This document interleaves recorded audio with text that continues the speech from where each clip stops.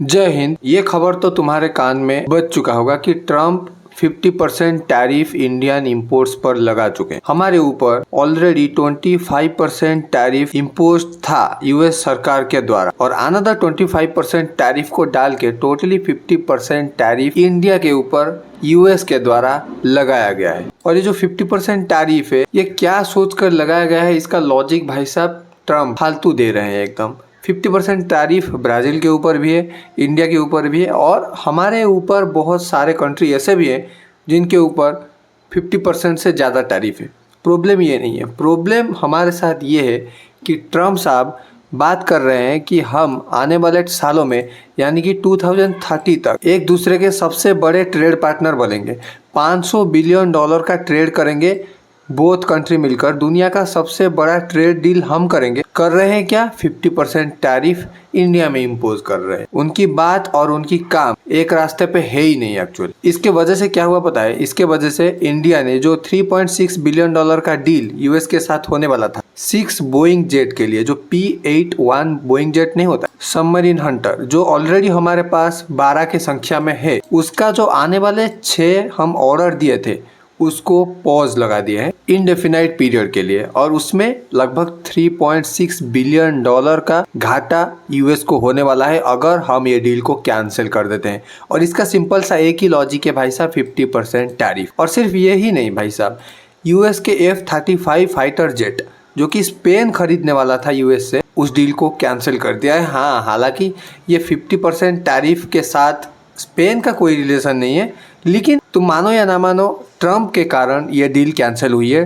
Trump साहब जो decision ले रहे हैं और जैसे बिहेव कर रहे हैं दूसरे कंट्रियों के साथ, इसकी वजह से ये जो F-35 का डील है जो कि आराम से परचेस कर देने वाला था भाई साहब, एक यूरोप का कंट्री है ऑलरेडी, और ऑलरेडी उनके नेबर बहुत सारे country F-35 fighter jet use कर रहे हैं, तो स्पेन को भी कोई दिक्कत नहीं थी। लेकिन ट्रम्प साहब के कुछ हरकतों की वजह से ये डील स्पेन कैंसिल कर दी और यूएस के कंपनियों को थोड़ा बहुत नुकसान यहाँ पर लग। चलो डिस्कस करते हैं डिटेल में एक्चुअली ये दो केस क्या है, यूएस को इतना बड़ा नुकसान एक्चुअली क्यों लगा है और ये 50% टैरिफ क्यों लगाया गया है। ये 3 टॉपिक को आज हम अभी डिटेल में डिस्कशन करने वाले हैं। तो चलो वीडियो को शुरू करते हैं। अगर इसी टाइप का कंटेंट में इंटरेस्ट है तो भाई साहब चैनल को सब्सक्राइब कर देना। चलो शुरू करते। देखो, ट्रम्प जो ये 50% टोटल टैरिफ इंडिया पर लगाए हैं, इसका सिंपल सा एक ही रीज़न है, उनके द्वारा बोला जा रहा है। देखो, 50% टैरिफ में जो 25% टैरिफ है ये तो ऑलरेडी हमारे ऊपर लगाया गया था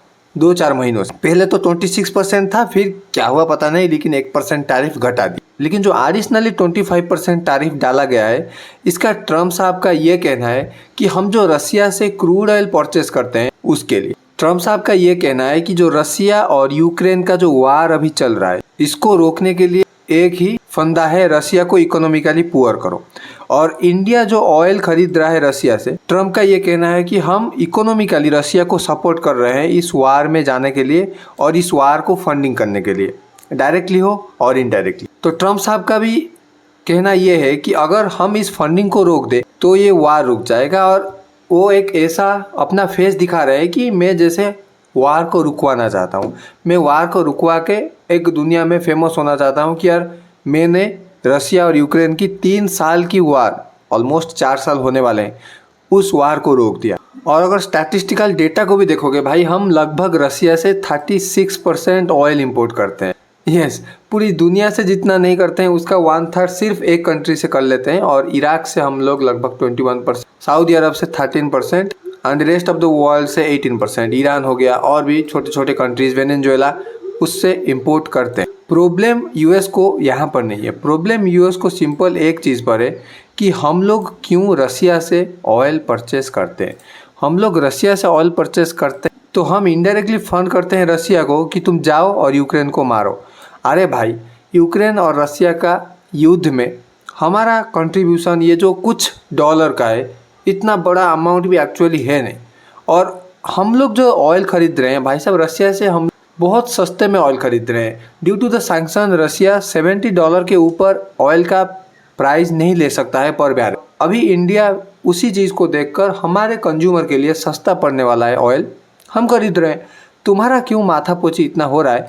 तुम हमारे कंपनियों के ऊपर और इनफैक्ट पूरे कंट्री के ऊपर ही 25% टैरिफ डाल रहे हो, और दूसरी तरफ तुम बोल रहे हो कि हम $500 बिलियन का ट्रेड डील करेंगे इंडिया के साथ बाय 2030।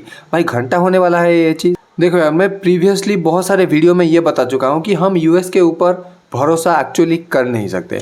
यस, यूएस एक ऐसा देश है जो कि अपने फ़ायदा के ऊपर टोटली चढ़ता है। जहाँ पर उसका फ़ायदा है वो तुम्हारे को भाई बहन दोस्त यार बाप माता पिता सब बना देगा।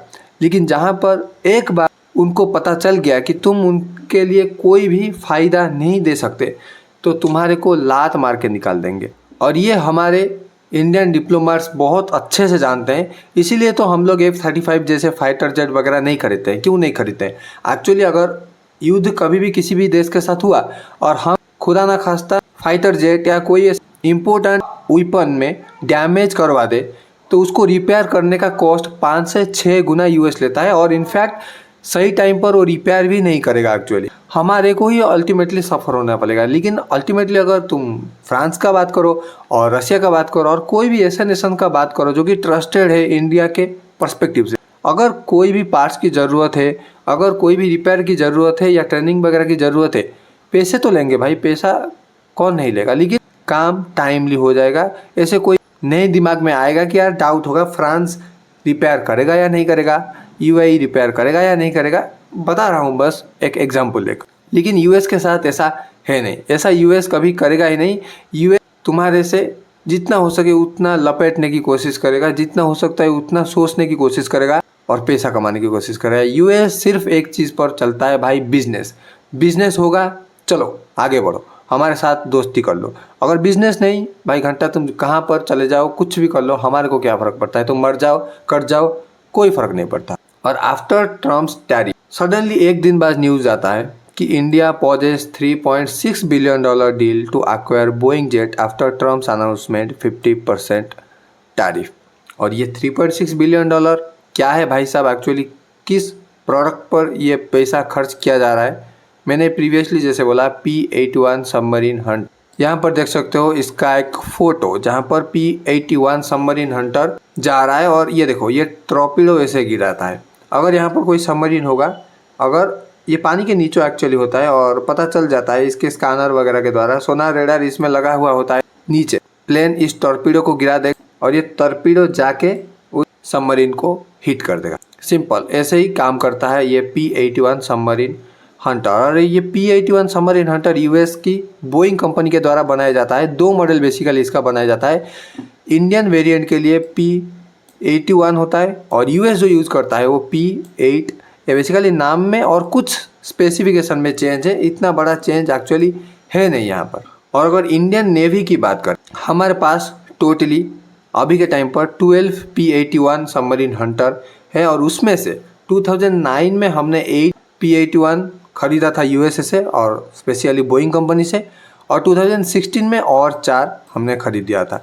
और 2021 में एक और डील करी थी और 6 सबमरीन हंटर के लिए, जो कि अभी रद्द हो चुका है। तो ये जो 50% टैरिफ लगा है टोटली अगर देखा जाए 2021 की अगर बात करें तो लगभग इसी डील को हम लोग $2.42 बिलियन के साथ खरीद रहे थे। और इसका डील हुआ था कि हम आगे चलकर 6 Boeing P-81 submarine petrol aircraft खरीदने वाले।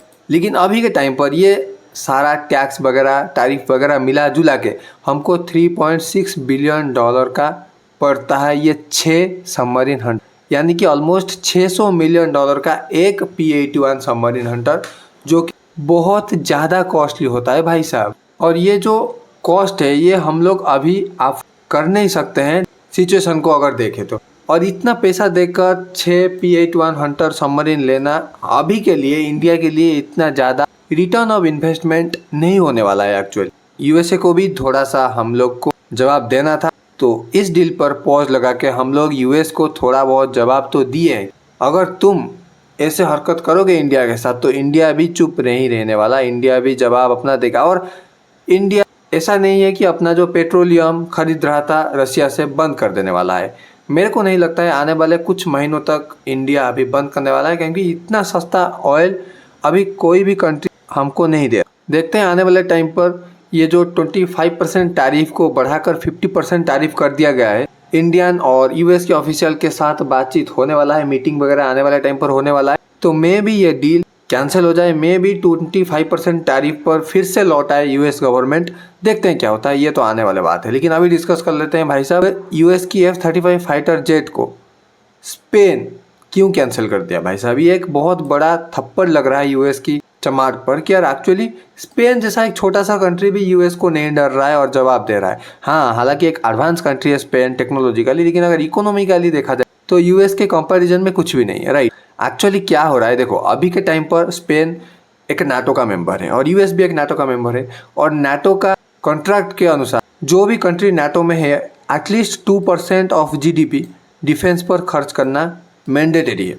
लेकिन अभी डोनाल्ड ट्रंप ये बोल रहे हैं कि 2035 तक जो भी कंट्री नेटो में है उनको 5% of GDP, yes 5% of GDP defence में डालना कंपलसरी है।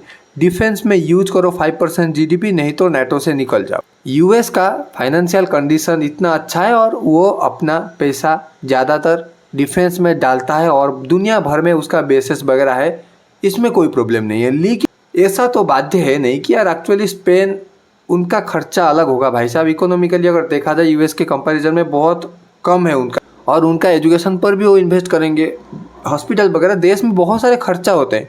तुम ये नहीं बोल सकते कि यार एक्चुअली हम लोग 5% इन्वेस्ट कर सकते हैं तो तुम 5% इन्वेस्ट करो। भाई साहब ये बकलोलपंती है और कुछ नहीं। एक तो रीजन ये हो गया 5% का, और दूसरा कारण है Franco German future combat air system. ये जो FCAS है ये 2 कंट्रियों के द्वारा बनाया गया था, फ्रांस और जर्मनी 2001 में, और आगे चलकर 2019 में इसमें स्पेन ऐड हो गया था। स्पेशली काम क्या करते हैं, फाइटर जेट ड्रोन वगैरह बनाते हैं और एडवांस टेक्नोलॉजी में इन्वेस्ट करते हैं। स्पेन का ये बोलना है कि हम लोग हमारे एलाई के साथ पार्टनरशिप करेंगे और उससे ड्रोन, उससे फाइटर एयरक्राफ्ट वगैरह खरीदे। स्पेन जो 6.25 बिलियन यूरोस का defence budget new fighter jet खरीदने के लिए यूएस के साथ करने वाला था, उसको कैंसिल करके इस साल लगभग 10.5 billion Euros FCAS fighter aircraft खरीदने वाले हैं, क्योंकि उनका ये खुद का कंपनी है। अगर देखा जाए तो फ्रांस के लिए और जर्मनी के लिए और स्पेन के लिए, तीनों के लिए ये एक बेस्ट डिसीजन होगा अपनी ही एलाई कंपनी से चीज़ें खरीदने। और तीसरा कारण F-35 फाइटर जेट को कैंसिल करने का वो है भाई साहब एक्सीडेंट। यस, एक्सीडेंट होता है भाई साहब। बहुत सारे F-35 फाइटर जेट कुछ सालों के अंदर इंजन फेलियर के कारण एक्सीडेंट हो रहा है। और रिसेंटली एक फाइटर जेट केरला में इमरजेंसी लैंडिंग करवाया था थिरुवनंतपुरम में। अगर पता क्यों उसमें इंजन फेलियर हो गया, जो कि ऑपरेट किया जा रहा था रॉयल नेवी, इंग्लैंड का नेवी है उसके, और फाइनली 37 डे के रिपेयर के बाद इंडिया से यूएस की जो F-35 fighter jet England own करता है वहाँ पर गया। और बहुत सारे कारण हैं, जैसे कि डिले इतना किया जाता है भाई साहब F-35 फाइटर जेट को डिलीवरी करने में, ऑलमोस्ट कभी कभी तो एक डेकेड भी, 10 साल भी डील को लंबा खींच लिया जाता है। और स्पेन को जल्दी से जल्दी अपना एयरक्राफ्ट का नंबर बढ़ाना है और अपना एयरफोर्स को मजबूत करना है, तो इसीलिए कैंसिल कर दिया। देखते हैं आने वाले टाइम पर क्या होता है। ट्रंप ये 50% टैरिफ घटाते हैं या नहीं घटाते हैं, और इंडिया ये जो $3.6 बिलियन का डील है ये एक्टिव करता है या नहीं करता है, और स्पेन कितने अमाउंट पर FCAS खुद के लिए एयरक्राफ्ट खरीदता है, ये आने वाले टाइम पर पता चलेगा। तो फिलहाल मिलते हैं एक न्यू वीडियो के साथ, तब तक के लिए thank you so much for watching this video. This is Manoj this side signing off.